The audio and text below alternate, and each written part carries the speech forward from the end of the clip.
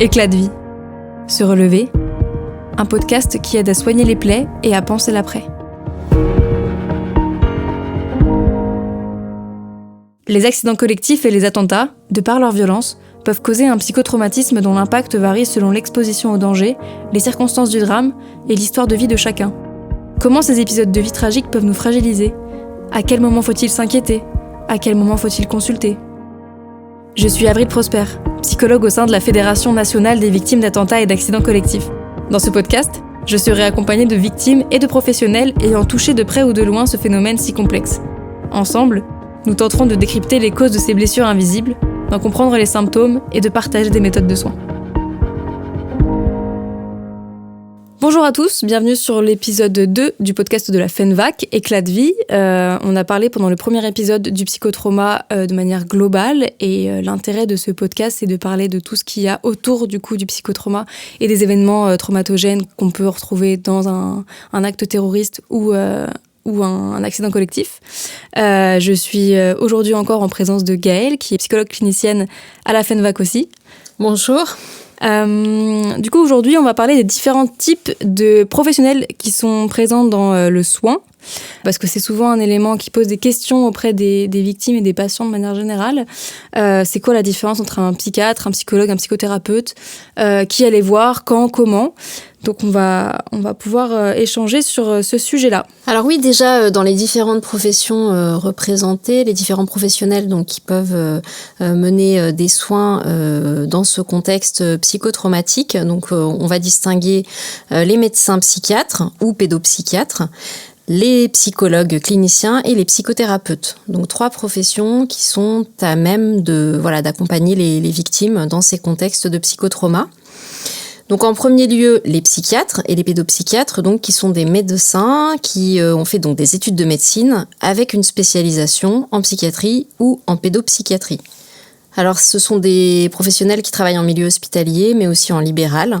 Le psychiatre reçoit des adultes, parfois des adolescents. Le pédopsychiatre va recevoir préférentiellement des enfants et des adolescents, mais il peut bien sûr aussi être amené à accompagner les familles, donc les parents, les fratries. Voilà. Le point pratique des psychiatres, c'est que comme ce sont des médecins, ils sont habilités à donner des médicaments. Donc on peut aller les consulter pour se faire prescrire des antidépresseurs, des anxiolytiques, des pilules pour dormir un peu mieux la nuit. Ce sont des éléments qui permettent de mieux vivre le traumatisme ou l'après-trauma. En général, ça s'accompagne aussi d'une thérapie. Donc il y a des psychiatres qui proposent un suivi thérapeutique dans leur cabinet ou dans leur structure publique. Et donc dans ce cas-là, on va voir le psychiatre de manière assez régulière pour évaluer comment les symptômes apparaissent, voir les évolutions et puis trouver des techniques finalement pour que les symptômes soient moins présents, soient moins dérangeants et puis pour aller vers du mieux petit à petit après l'événement traumatogène. Donc, bien sûr, pour évaluer la nécessité de la prescription d'un traitement médicamenteux et d'un traitement psychotrope en l'occurrence, c'est uniquement le médecin et donc le médecin psychiatre qui peut l'évaluer. Et de la même manière, il est très important que le traitement soit réévalué de façon régulière pour notamment prévenir le risque de dépendance. Et puis aussi pour qu'il soit adapté au mieux à la personne qui va prendre les médicaments, parce qu'il arrive que certains médicaments endorment. Donc si on travaille, ça peut être un peu un frein. Le but c'est que ce soit le moins dérangeant possible et que ce soit une aide plus qu'autre chose en fait. Donc les psychiatres sont remboursés par la sécurité sociale, ce sont des médecins. Lorsqu'ils sont conventionnés secteur 1, donc ils sont remboursés totalement. En cas de dépassement, il peut y avoir là aussi un remboursement notamment par la mutuelle. Et éventuellement, en contexte post-attentat, il peut donc y avoir un remboursement total des consultations sur une durée de 2 ans à compter de la première consultation.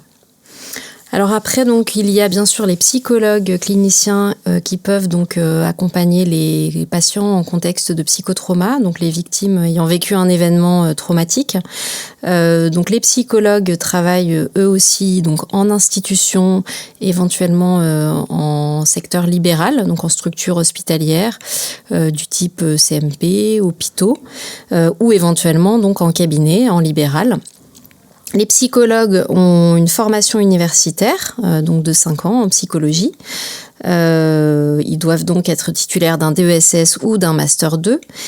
Et potentiellement, ils ont fait eux-mêmes un travail personnel ou des formations complémentaires en psychothérapie pour accompagner au mieux les patients. Ce qu'il faut savoir, c'est que dans la psychologie, il y a différents types de psychologues.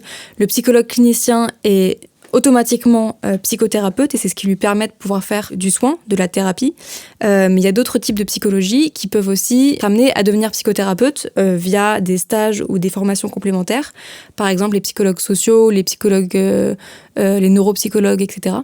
Et qui donc peuvent aussi faire du soin. Et donc là, on va parler de psychothérapeute. Donc dans la catégorie psychothérapeute, on a les psychologues cliniciens, les autres types de psychologues, les psychiatres aussi. Et en fait, les psychothérapeutes, ce sont ceux qui peuvent administrer du soin via différents types de thérapies qu'on va pouvoir évoquer juste après. Pour revenir sur le financement des psychologues, alors que ce soit des psychologues cliniciens ou des psychothérapeutes, certains sont remboursés par la sécurité sociale lorsqu'ils travaillent dans des structures publiques, comme on a dit les CMP, les CUMP ou les CRP, qui sont les centres régionaux du psychotrauma, qui sont présents un peu partout en France. Et puis certains travaillent aussi en libéral, donc qui peuvent être en partie remboursés par les complémentaires santé, ou dans le cas d'une victime qui a vécu un acte terroriste, être remboursé à hauteur de 50 € par séance pendant 2 ans via la CPAM, donc via la sécurité sociale. Alors par ailleurs, il y a aussi ce qu'on appelle des spécialisations en psychotrauma ou en victimologie. Donc ce sont des formations complémentaires que peuvent faire les psychiatres, les psychologues, les psychothérapeutes pour accompagner au mieux les victimes. Ce sont donc des formations qui sont tout à fait pertinentes pour accompagner les victimes, mais qui ne sont pas reconnues ou protégées par des titres. Et donc il existe des praticiens qui ne sont ni psychologues, ni psychiatres, ni psychothérapeutes et qui peuvent s'inscrire à ces diplômes universitaires, ces DU, en victimo, en criminologie. Cependant, comme leur cursus universitaire n'est pas le même que ceux qu'on peut retrouver chez les psychologues, psychiatres et psychothérapeutes, leur titre n'est pas reconnu par l'État, n'est pas protégé par l'État. Ce qui veut dire que pour ces praticiens-là, les patients ne pourront pas demander un remboursement partiel ou total de leur séance. Globalement, donc les psychiatres et les psychologues sont les seuls professionnels reconnus pour pratiquer des accompagnements psychologiques de victimes, qui ont donc un titre encadré. Néanmoins, il existe de nombreux autres professionnels qui peuvent avoir des actions tout à fait bénéfiques pour les victimes, mais dont les titres, les diplômes ne sont pas reconnus par l'État pour faire ce type d'accompagnement, et donc leur pratique n'est pas toujours encadrée. C'est pourquoi il faut être vigilant. Ça peut être tout à fait bénéfique, tout à fait positif par rapport à la qualité de vie de manière générale, mais pour autant, il n'y a pas de possibilité de prise en charge des soins et donc de remboursement. Alors quel que soit le titre, la formation, le diplôme, la notoriété d'un professionnel, une dimension fondamentale est le ressenti bien sûr du patient, le fait de se sentir bien, de se sentir à l'aise, que la méthode thérapeutique proposée convienne évidemment, donc il est important de s'autoriser à consulter différents professionnels pour trouver la personne qui vous convient. Et donc pour revenir sur les différents types de thérapies qui sont connues et utilisées en tout cas en France, il y en a plusieurs qui sont souvent mises en avant dans le cas d'un psychotraumatisme. Je pense notamment au TCC, c'est les thérapies cognitivo-comportementales. Donc en fait c'est une forme de thérapie qui est centrée sur les problèmes actuels. Ça traite les souffrances psychologiques et psychiatriques d'un adulte, d'un adolescent ou d'un enfant, de couple aussi et de famille de manière générale. Donc en fait, les TCC aident à mieux comprendre les cercles vicieux dans lesquels nous sommes piégés. Lorsqu'on vit un événement difficile, on peut être envahi par des pensées, des émotions négatives. Et en fait, le thérapeute TCC, il va identifier les facteurs qui causent la souffrance et il va aider à repérer les biais de pensée, les croyances et les comportements problématiques pour permettre de prendre de la distance et agir progressivement sur les pensées. Alors le MDR, donc, est un type de thérapie qui s'est beaucoup développé ces dernières années. Donc le MDR, c'est aussi donc la désensibilisation et le retraitement par les mouvements oculaires. C'est une approche qui implique la stimulation sensorielle des deux hémicorps, donc des deux côtés du corps, soit par le mouvement des yeux, soit par des stimuli auditifs ou cutanés.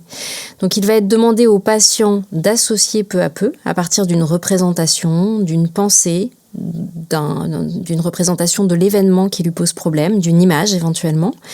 En général, il n'est pas demandé au patient de parler, de raconter en détail ce qu'il a vécu, mais plutôt de laisser aller ses pensées, tout en se concentrant sur les stimuli mis en place par le thérapeute. Donc la thérapie EMDR vise une résolution rapide des symptômes liés à des événements du passé. Donc là, on parle plutôt de méthodes avec des techniques, avec des outils.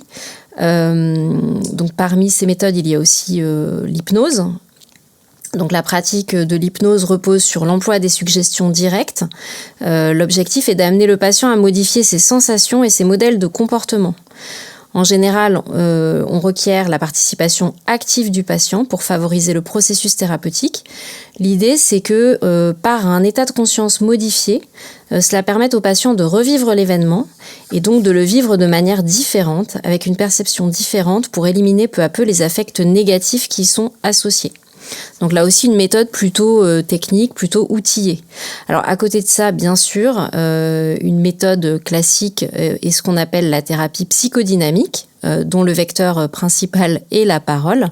Et l'idée, donc, c'est là aussi d'améliorer le mieux-être du patient, la qualité de vie, par le biais d'entretiens, en général en face à face, où on va essentiellement utiliser la parole. Donc l'idée dans ces cas-là n'est pas de se centrer sur les symptômes du patient de façon immédiate, mais plutôt sur le patient et son fonctionnement psychique d'un point de vue global, donc sur un mieux-être global en profondeur.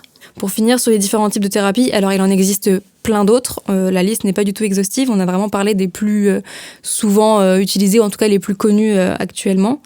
On peut parler aussi de la psycho-intégrative, en fait, qui est une manière qu'utilisent beaucoup de thérapeutes de proposer, en fait, d'aller piocher dans les différents types de thérapies des outils ou des éléments qui peuvent être efficients pour la personne qui est prise du coup en charge, en partant du postulat que tous ces types de thérapies ont des points positifs et des points négatifs, et qu'on va essayer un peu de travailler avec les éléments qui nous paraissent les plus utiles selon l'expérience de vie ou selon le traumatisme que la personne a qui est en face de nous.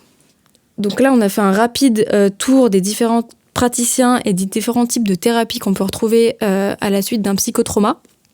Il faut savoir qu'à la FENVAC, on est en train de construire un réseau de praticiens, autant de psychiatres que de psychologues, que de psychothérapeutes, qui vont travailler avec les victimes d'attentats et d'accidents collectifs via une charte qualitative qui est signée en amont et qui permet d'être sûr que ces praticiens sont spécialisés dans le domaine du psychotrauma, que leurs diplômes sont validés par l'État. Ça permet également d'avoir une idée du prix qui est demandé lorsque les personnes sont en libéral, des conditions et des modalités de prise en charge des patients. Et donc, toutes ces personnes sont répertoriées à travers la France. Le but, c'est vraiment de faciliter la rencontre entre les praticiens et les victimes ainsi que leurs proches et de proposer une prise en charge plus qualitative et plus simple.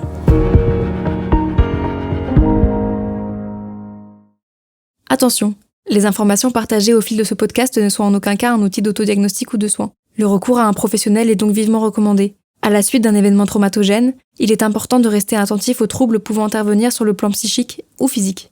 La FENVAC peut vous orienter vers des praticiens habilités à répondre à vos besoins. En cas d'urgence, contactez le 15.